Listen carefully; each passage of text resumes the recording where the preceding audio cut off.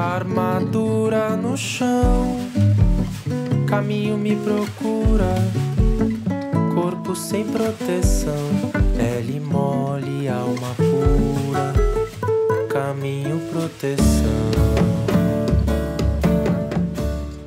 A palavra e conceito da abrigação me foram transmitidos no grupo Nzinga de Capoeira Angola, através de conversas com nosso Tata, conselheiro espiritual Mutaime, nós alunos, e nossas mestras e mestre, Janja, Paulinha e Poloca.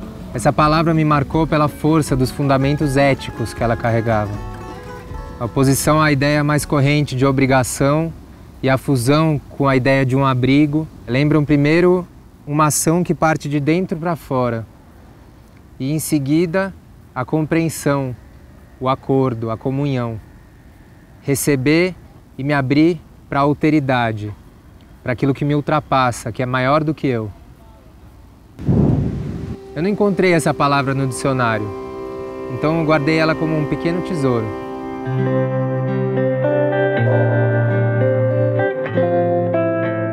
Vivendo um dia a dia de criador e criatura da megalópole, eu senti uma grande inquietação. A cidade, por natureza, devia ser um elemento agregador das pessoas. Mas a gente tem cada vez menos espaço e cada vez menos tempo para a coletividade, para encontros reais. É por causa dessa inquietação que quando eu pensei em gravar meu primeiro disco, ele não podia ser só um disco. Eu queria sair da toca, mas também queria criar um abrigo, onde coubesse todo mundo.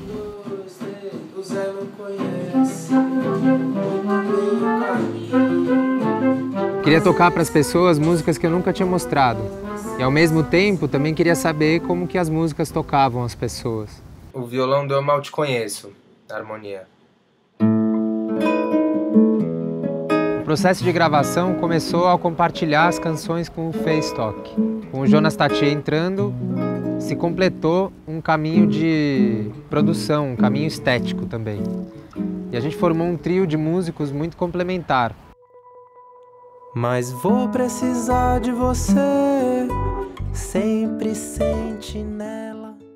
E a partir então das guias já gravadas, com voz, violão e guitarra, a gente começou a convidar outros músicos para enriquecer os timbres do disco. O Sérgio Rezi foi o quarto elemento, ele gravou em praticamente todas as faixas do disco. Foi um baterista que fez muito além de segurar o groove. Em alguns momentos ele somava com o próprio sentido do que estava sendo dito na canção, com os arranjos de bateria dele. Eu não conheci o Ângelo pessoalmente, foi uma grata surpresa pela qualidade das composições. As músicas são coloridas no sentido que elas têm uma gama, né, para um músico atuar ali dentro, né? E assim foi o processo, os sopros da Eve e do Nicolas, o cello da Rebeca, as percussões do Maurício Badé, as vozes da Lena, da Flora, da Marina, as guitarras do Facetalk, o acordeão do Gabriel Levi, as colheres do Estevão, os violões do Jonas. Todo o processo foi sendo assim uma expansão do que tinha sido deixado pelos outros músicos que tinham gravado antes.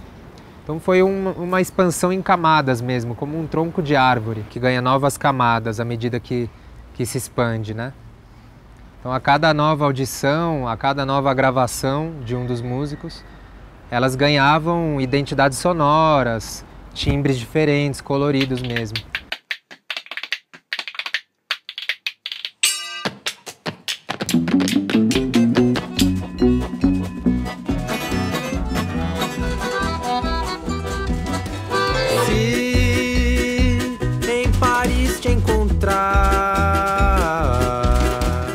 Enquanto tudo isso acontecia, a palavra não parava de ecoar na minha cabeça. Eu não sei se ela nomeava um movimento que já estava acontecendo antes ou se ela mesma criou esse movimento. O fato é que a vontade só aumentava de fazer dessa gravação o pretexto para uma troca artística mais ampla. Foi mais ou menos por aí que eu decidi convidar 11 amigos artistas para mergulhar comigo nesse processo.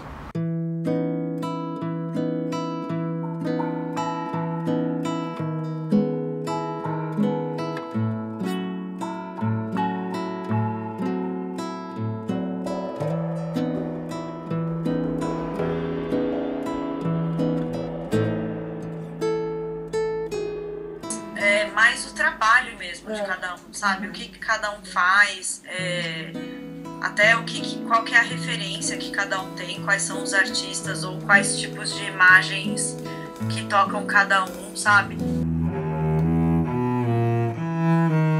Quando o Ângelo fez esse convite, ele colocou todas as letras das músicas do CD. Cada amigo convidado ia colocando o seu nome na letra que queria interpretar plasticamente. E assim os artistas foram encontrando as músicas foram encontrando os artistas. E a ideia era, na verdade, o que eu entendi, não era ilustrar uma música, né? Não era contar uma historinha, mas era pensar nessa música visualmente mesmo, não como uma ilustração, mas metamorfosear essa música, a relação que eu tive com ela, assim, sabe? Foi um outro estágio. Uma coisa que casou muito com essa história de que os processos são tão valiosos quanto os objetivos foi o próprio jeito com que a gente pagou as contas do disco, os custos, por financiamento coletivo.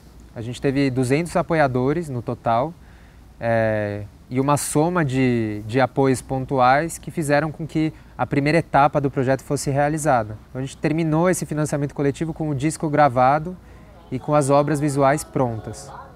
E a gente começou a pensar então em como transformar tudo isso num show e circular esse show pelo estado de São Paulo. Tudo pra saber se era ação. Foi então que a gente ganhou um prêmio de incentivo da Secretaria de Cultura e começou a pensar em dar movimento para aquelas obras visuais que já tinham traduzido as canções para um outro sentido do corpo, né? O Zé não conhece muito bem o caminho. A resposta que surgiu para esse desafio foram os vídeos canção, que são formas menos narrativas do que os videoclipes e mais sugestivas, mais abstratas. É uma maneira de enriquecer a experiência de quem está fruindo essas canções, seja online, porque essas músicas estão divulgadas na internet, em forma de vídeos canção, seja na experiência do show, que é o momento de condensação de toda essa troca artística que aconteceu dentro do projeto.